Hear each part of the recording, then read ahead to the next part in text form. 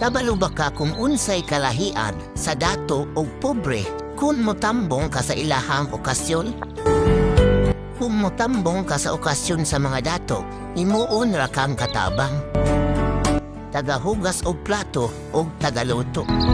Usahay paguli nimo, naa pa kay madunggan nga mga sakit nga pulong.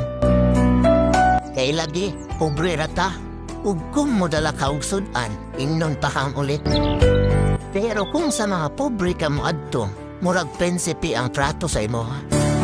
Layo pa ka, tawagon na ka. Dili ka palihukon kay lagi bisita.